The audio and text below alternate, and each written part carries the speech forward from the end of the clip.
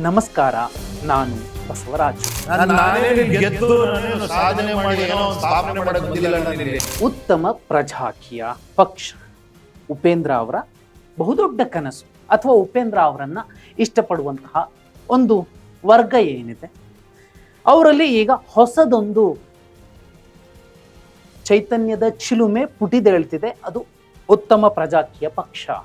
ಇದೇ ಉಪೇಂದ್ರ ಅವರು ರಾಜಕೀಯ ಬೇಡ, ಪ್ರಜಾಕೀಯ ಬೇಕು ಅಂತಿದ್ದಾರೆ.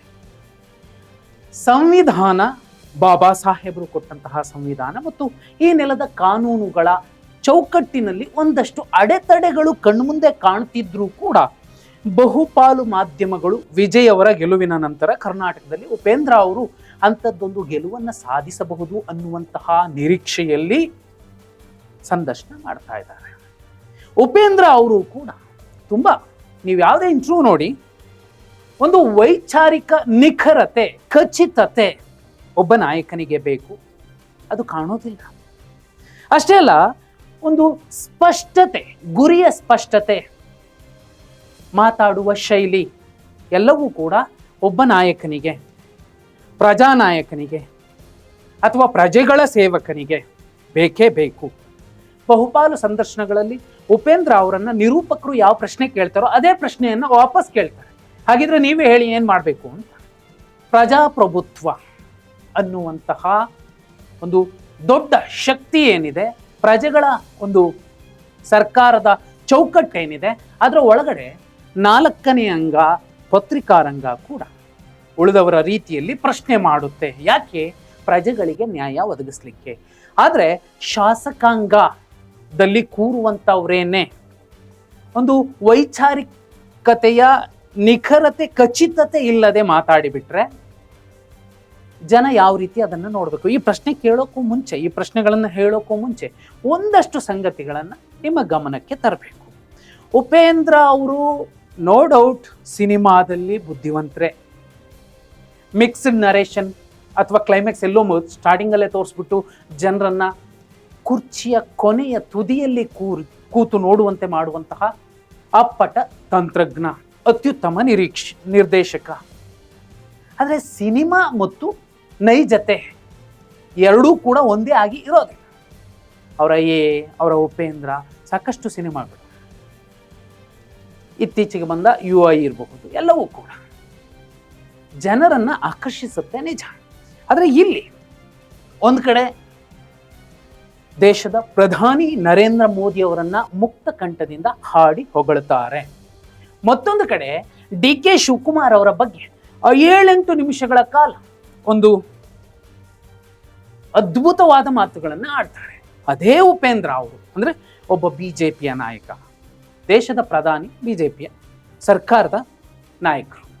DK ಶಿವಕುಮಾರ್ ಕಾಂಗ್ರೆಸ್ ಪಕ್ಷ, ಇಬ್ಬರನ್ನು ಹೊಗಳುವಂತಹ ನಾಯಕ ರಾಜಕೀಯ ಬೇಡ, ಪ್ರಜಾಕೀಯ ಬೇಕು ಅಂತ ಹೇಳ್ತಿದ್ದಾರೆ ಅನ್ನೋದಾದ್ರೆ ಏನನ್ನ ಹೇಳ್ತಿದ್ದಾರೆ?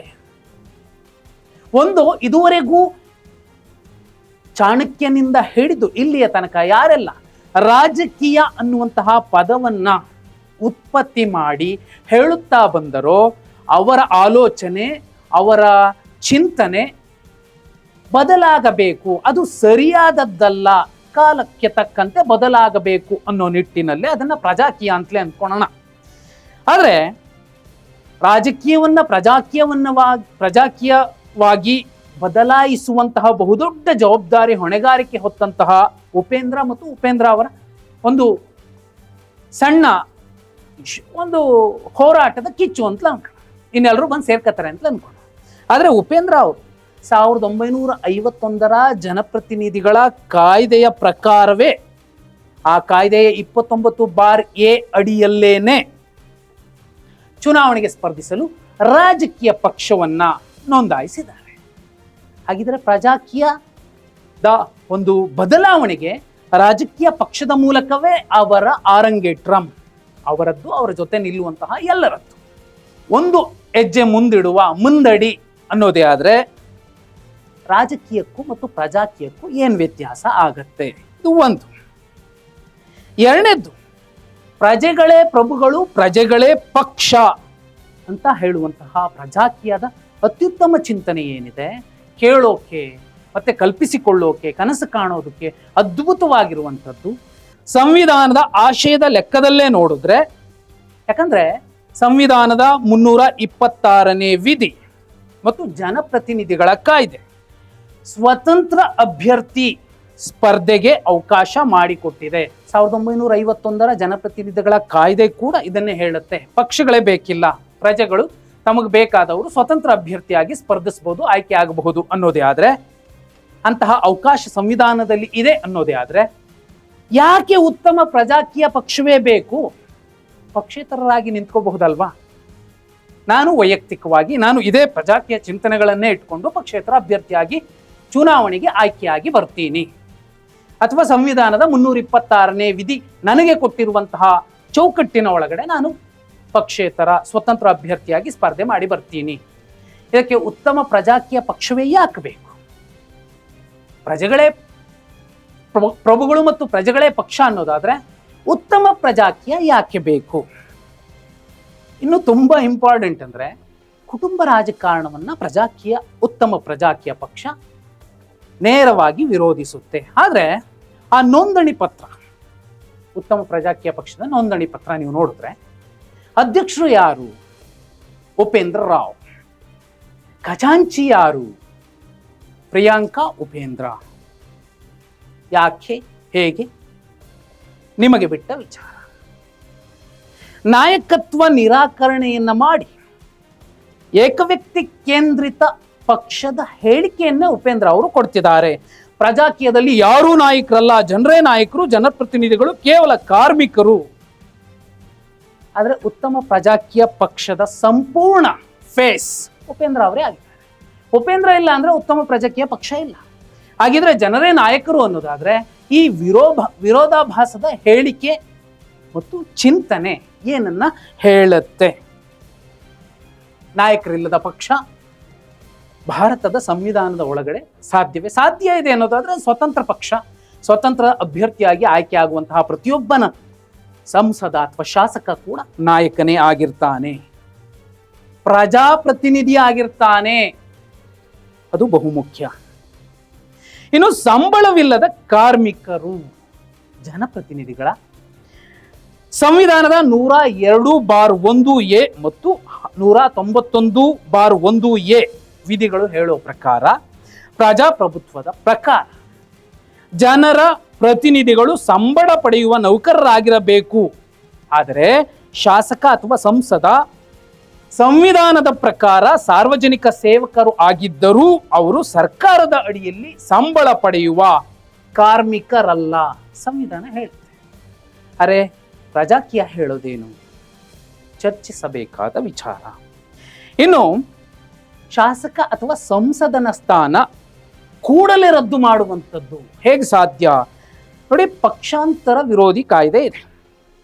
10ನೇ ವೇಳಾಪಟ್ಟಿ ಪಕ್ಷಾಂತರ ವಿರೋಧಿ ಕಾಯ್ದೆಯ ಪ್ರಕಾರ ಶಾಸಕರು ಕ್ಷೇತ್ರದ ಜನರ ಪ್ರಕಾರ ವಿಧಾನಸಭೆಯಲ್ಲಿ ಮತ ಚಲಾಯಿಸಬೇಕು. ಆದ್ರೆ 10ನೇ ವೇಳಾಪಟ್ಟಿಯ ಪ್ರಕಾರ ಶಾಸಕರು ತಮ್ಮ ರಾಜಕೀಯ ಪಕ್ಷದ ವಿಪ್ ನೀಡಿದ ಆದೇಶಗಳ ಪ್ರಕಾರ ಮತ ಚಲಾಯಿಸಬೇಕು. ಕ್ಷೇತ್ರದ ಜನರು ಪಕ್ಷದ ಆದೇಶವನ್ನ ಮೀರಿ ಮತ ಚಲಾಯಿಸಿದ್ರೆ ಆ ಶಾಸಕರ ಸದಸ್ಯತ್ವವನ್ನ ತಕ್ಷಣವೇ ರದ್ದುಗೊಳಿಸಲಾಗತ್ತೆ. ಜನ ನಿರ್ಧರಿಸಿದ ಕೂಡಲೇ ಅದಾಗೋದಿಲ್ಲ. ಒಂದ್ಸಲಿ ಓಟ್ ಹಾಕಿ ಕಳಿಸಿದ್ಮೇಲೆ 5 ವರ್ಷ ಅವರು. ಇದು ಕೂಡ ಕಾನೂನಿನ ಚೌಕಟ್ಟು, ಸಂವಿಧಾನದ ತೊಡಕು ಈ ಚಿಂತನೆಯಲ್ಲೂ ಕೂಡ ಎದ್ದು ಕಾಣುತ್ತೆ. ಆದ್ರೂ ಉಪೇಂದ್ರ ಅವರ ಪ್ರಜಾಕೀಯದ ಚಿಂತನೆಗಳ ಬಗ್ಗೆ ಒಂದು ಮೆಚ್ಚುಗೆಯ ಚರ್ಚೆಗಳು ನಡೀತಿರೋ ಸಂದರ್ಭದಲ್ಲಿ ಇವೆಲ್ಲ ನಮಗೆ ಗೊತ್ತಾಗ್ಬೇಕಲ್ವಾ? ರೀಕಾಲ್ ಸಿಸ್ಟಮ್ 1951ರ ಜನತಾ ಪ್ರಾತಿನಿಧ್ಯ ಕಾಯ್ದೆ ಅಡಿಯಲ್ಲಿ ಒಮ್ಮೆ ಆಯ್ಕೆಯಾದ ಶಾಸಕ ಅಥವಾ ಸಂಸದರ ಅವಧಿ 5 ವರ್ಷಗಳು. ಭ್ರಷ್ಟಾಚಾರ ಅಥವಾ ಕ್ರಿಮಿನಲ್ ಶಿಕ್ಷೆಯನ್ನು ಹೊರತುಪಡಿಸಿ ಕೆಲಸವನ್ನ ಸರಿಯಾಗಿ ಮಾಡದ ಕಾರಣಕ್ಕಾಗಿ ಅವರನ್ನ ವಾಪಸ್ ಕರೆಸಿಕೊಳ್ಳೋದಕ್ಕೆ ಭಾರತದಲ್ಲಿ ಯಾವುದೇ ಕಾನೂನುಬದ್ಧ ಹಕ್ಕಿಲ್ಲ. ಭಾರತ ಸರ್ಕಾರವು ಸಂವಿಧಾನಕ್ಕೆ ತಿದ್ದುಪಡಿ ತಂದು ಸ್ವಿಟ್ಜರ್ಲೆಂಡ್ ದೇಶದಲ್ಲಿರುವಂತಹ ರೈಟ್ ಟು ರೀಕಾಲ್ ವ್ಯವಸ್ಥೆಯನ್ನ ಜಾರಿಗೊಳಿಸಿದ್ರೆ ಅದು ಸಾಧ್ಯವಾಗಬಹುದು. ಪ್ರಜಾಕೀಯ ಕೂಡ ಅದನ್ನೇ ಹೇಳ್ತಿದೆ. 102ನೇ ವಿಧಿ ಮತ್ತು 191ನೇ ವಿಧಿ ಸಂಸತ್ತು ಸದಸ್ಯರ ಅನರ್ಹತೆ ಮತ್ತು ಶಾಸಕರ ಅನರ್ಹತೆಯ ವಿಚಾರಗಳನ್ನು ಸ್ಪಷ್ಟವಾಗಿ ಹೇಳುತ್ತೆ. ಅದನ್ನ ಅರ್ಥ ಮಾಡ್ಕೋಬಹುದು. ಇಲ್ಲ ನಾವು ಕಾನೂನಿಗೆ ಅಥವಾ ಸಂವಿಧಾನಕ್ಕೆ ತಿದ್ದುಪಡಿ ತಂದು ಇಂಥದ್ದೊಂದು ವ್ಯವಸ್ಥೆಯನ್ನು ಜಾರಿ ತರ್ತೀವಿ, ರೈಟ್ ಟು ರೀಕಾಲ್ ಅನ್ನೋದೇ ಆದರೆ 272 ಸಂಸದರ ಮತ ಬೇಕು, 123 ರಾಜ್ಯಸಭಾ ಸದಸ್ಯರ ಮತ ಬೇಕು. ಸಾಧ್ಯನಾ? ಭ್ರಷ್ಟಾಚಾರ ಮಾಡಿಕೊಂಡು ತಿಂದು ತೇಗಿ ಬಿದ್ದು ಒದ್ದಾಡ್ತಿರುವಂತಹ ಕೊಳಕು ರಾಜಕಾರಣದ ಮಧ್ಯೆ ಉಪೇಂದ್ರ ಅವರ ಇಂತಹ ನಿಷ್ಕಳಂಕ ಮತ್ತು ಯುಟೋಪಿಯನ್ ಸಿಸ್ಟಮ್ನ ಕಲ್ಪನೆಗಳು ಸುಲಭ ಅಂತೂ ಅಲ್ಲ. ಕಷ್ಟನಾ? ಇವತ್ತಿಗಂತೂ ಕಷ್ಟನೇ. ಇನ್ನೂ ಮುಖ್ಯ ಅಂದರೆ ನಾವು ಅಭ್ಯರ್ಥಿಗಳ ಆಯ್ಕೆಯನ್ನು ಪರೀಕ್ಷೆ ಮೂಲಕ ಮಾಡ್ತೀವಿ ಅನ್ನುವಂಥದ್ದು. ಅರೆ ನೋಡಿ, ಒಂದು ಎಲೆಕ್ಷನ್ ಸಿಂಬಲ್ ರೂಲ್ಸ್ 1968 ಪ್ರಕಾರ ಆ ಪಕ್ಷದ ಅಧ್ಯಕ್ಷರ ಸಹಿ ಬೇಕು ಬಿ ಫಾರ್ಮ್ ಪಡಿಲಿಕ್ಕೆ. ನೀವೆಷ್ಟೇ ಪರೀಕ್ಷೆ ಮಾಡಿಕೊಂಡ್ರು ಕೂಡ ನಾಯಕನಿಲ್ಲದ ಪಕ್ಷ ಜನರೇ ನಾಯಕರು ಅನ್ನುವಂತಹ ಸಿದ್ಧಾಂತ ಚಿಂತನೆ ಎಲೆಕ್ಷನ್ ಸಿಂಬಲ್ ರೂಲ್ಸ್ 1968 ಪ್ರಕಾರ ಓಕೆ. ಎಲ್ಲವೂ ಪ್ರಜೆಗಳೇ ಅನ್ನೋದಕ್ಕೆ ಇಲ್ಲಿ ಸಾಧ್ಯವಾಗೋದಿಲ್ಲ.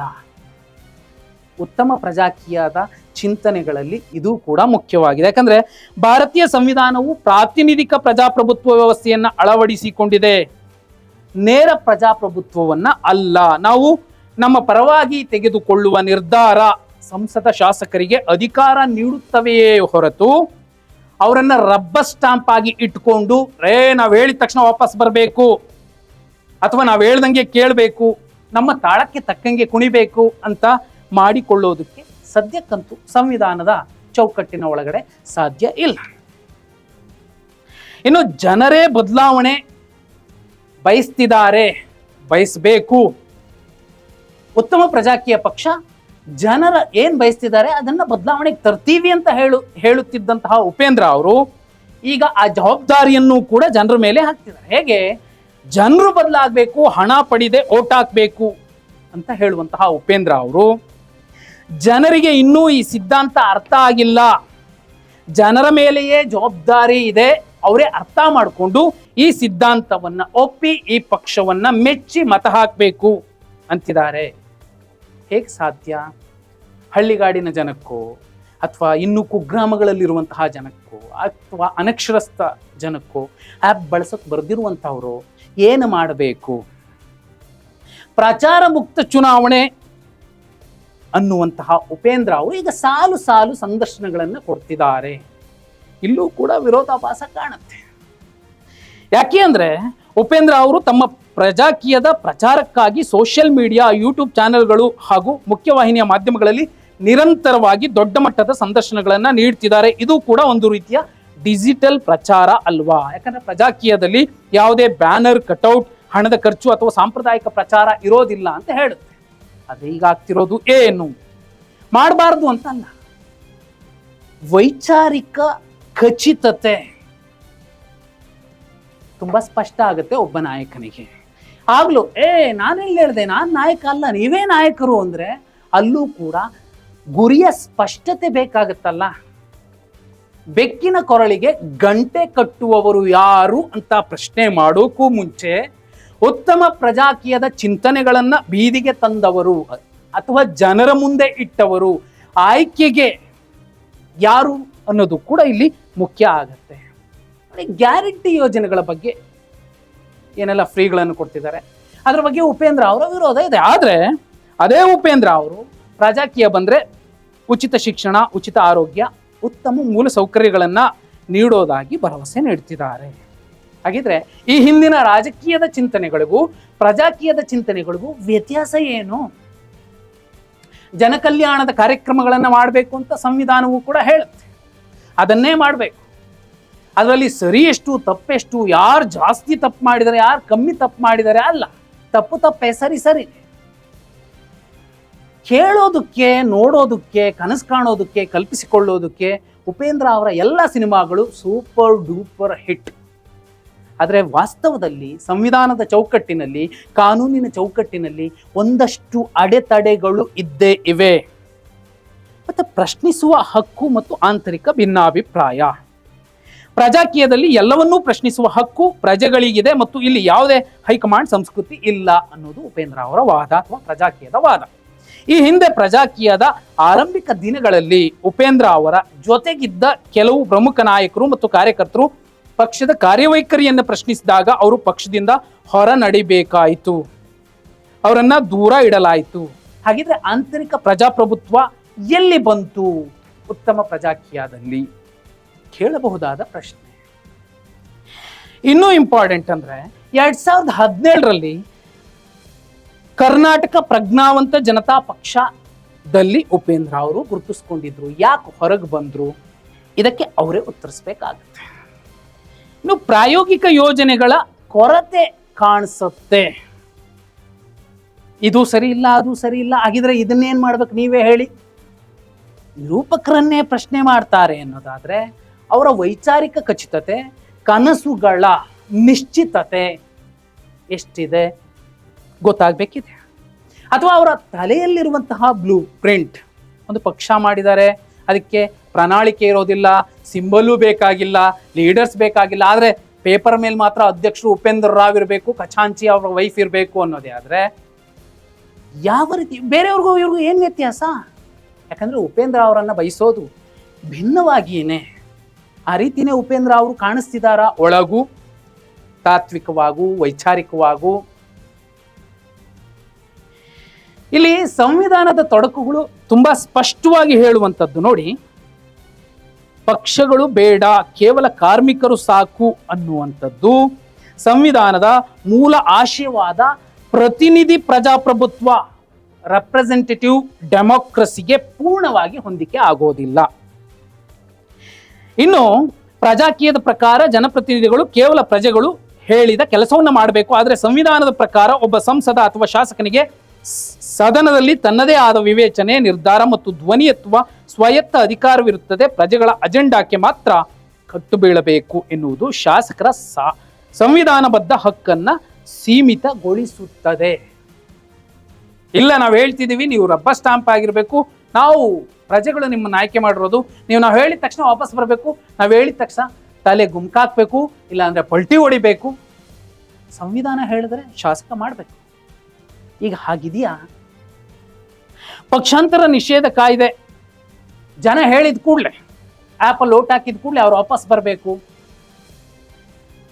ಸಣ್ಣಗಿರೋ ಹೀರೋ ತಪ್ಪಗಿರೋ ವಿಲನ್ಗೆ 10 ಸಲ ಗುದ್ದಿ ಸಾಯಿಸ್ತಾನಲ್ಲ, ಅಷ್ಟು ಸುಲಭ ಅಲ್ಲ ಇದು.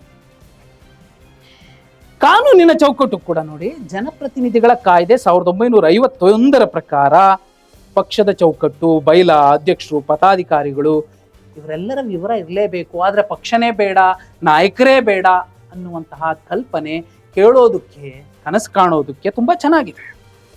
ಮತದಾರರ ಜವಾಬ್ದಾರಿ ಮತ್ತು ಲಿಖಿತ ಒಪ್ಪಂದಕ್ಕೆ ಕಾನೂನಲ್ಲಿ ಯಾವುದೇ ಮಾನ್ಯತೆ ಇಲ್ಲ. ರೈಟ್ ಟು ರೀಕಾಲ್ಗೆ ನಾವು ಸೈನ್ ಹಾಕಿಸ್ಕೊಂಡು ಕಳಿಸ್ತೀವಿ, ಕೇಳಲ್ಲ. ಸ್ವಿಟ್ಜರ್ಲೆಂಡ್ ಅಲ್ಲಿ ಕೇಳಬಹುದು, ಭಾರತದಲ್ಲಿ ಕೇಳಲ್ಲ. ಕೇಳಲೇಬೇಕು ಅನ್ನೋದಾದ್ರೆ 273 ಸಂಸದರ ಬೆಂಬಲ, 123 ರಾಜ್ಯಸಭಾ ಸಂಸದರ ಬೆಂಬಲದ ಜೊತೆಯಲ್ಲಿ ಸಂವಿಧಾನಿಕ ತಿದ್ದುಪಡಿ ಆಗಬೇಕು. ಅದು ಸಾಧ್ಯನಾ? ಉಪೇಂದ್ರ ಅವರ ಕನಸು ತುಂಬಾ ಚೆನ್ನಾಗೇ ಇದೆ, ಕಲ್ಪನೆ ಕೂಡ ಚೆನ್ನಾಗೇ ಇದೆ. ಆದರೆ ಸಂವಿಧಾನ ಅನ್ನುವಂಥದ್ದು ಈ ನೆಲದಲ್ಲೇನಿದೆ ಅದು ಒಂದಷ್ಟು ಚೌಕಟ್ಟನ್ನ ಹಾಕಿಕೊಟ್ಟಿದೆ.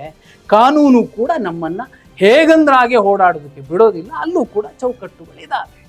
ಆ ಮಿತಿಯ ಒಳಗಡೆ ನಾವೇನು ಮಾಡಬೇಕು ಅದನ್ನೇ ಮಾಡಬೇಕು, ಇಲ್ಲಾಂದ್ರೆ ಕಷ್ಟ ಆಗತ್ತೆ.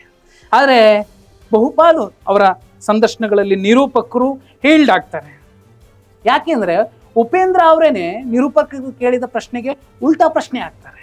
ಅದು ಪ್ರಜಾಕೀಯ ಹೇಗಾಗುತ್ತೆ, ಉಲ್ಟಾಕೀಯ ಆಗ್ಬಿಡುತ್ತೆ. ಈ ಎಲ್ಲ ಗೊಂದಲಗಳು ಮತ್ತು ವಾಸ್ತವಕ್ಕೆ ತುಸು ದೂರ ಇರುವಂತಹ ಈ ಚಿಂತನೆ ಕಾರ್ಯರೂಪಕ್ಕೆ ಬರಬಾರ್ದು ಅಂತಲ್ಲ, ಬರಬೇಕು, ಬದಲಾವಣೆ ಆಗ್ಬೇಕು. ಆದರೆ ಎಷ್ಟು ವಾಸ್ತವಕ್ಕೆ ಹತ್ತಿರ ಇದೆ? ಸಾಧ್ಯನಾ? ಬಾಬಾ ಸಾಹೇಬರ ಸಂವಿಧಾನದ ಒಂದಷ್ಟು ವಿಚಾರಗಳನ್ನ ನಾವು ಬದಲಾಯಿಸಿಕೊಳ್ಳುತ್ತೇವೆ ಜನರ ಬೆಂಬಲದೊಂದಿಗೆ ಅನ್ನುವಂತಹ ಉಪೇಂದ್ರ ಅವರು ಬಾಬಾ ಸಾಹೇಬರ ಬಗ್ಗೆ ಆಡಿದಂತಹ ಚರಿತ್ರೆ ಸೃಷ್ಟಿಸುವವರು ಯಾರು ಅನ್ನುವಂತಹ ಹೇಳಿಕೆಯನ್ನ ಅವರು ವಿಶ್ಲೇಷಿಸಿದ ರೀತಿ, ಊರಂದ್ರೆ ಇರುತ್ತಲ್ಲ ಅನ್ನುವಂತಹ ಮಾತು, ಒಂದು ಕಡೆ ಡಿ ಕೆ ಶಿವಕುಮಾರ್ ಅವರನ್ನು ಹಾಡಿ ಹೊಗಳುವಂತಹ ನಡೆ ನುಡಿ, ಪ್ರಧಾನಿ ಮೋದಿಯವರ ವಿಚಾರವಾಗಿ ಪ್ರಶಂಸಿಸುವ ರೀತಿ ನೀತಿ, ಹಾಲಿ ಶಾಸಕ ಸಚಿವರುಗಳ ಬಗ್ಗೆ ಅವರಿಗಿರುವಂತಹ ಒಲವು ನಿಲುವುಗಳು, ಇವೆಲ್ಲವೂ ಕೂಡ ಅವರು ತೀರಾ ರಾಜಕೀಯಕ್ಕೆ ಹೊರತಾಗಿಲ್ಲ, ಪ್ರಜಾಕೀಯಕ್ಕೆ ದೂರವೇ ಇದ್ದಾರೆ ಅಂತ ಅನ್ಸೋದಿಲ್ವಾ? ಕಮೆಂಟ್ ಮಾಡಿ.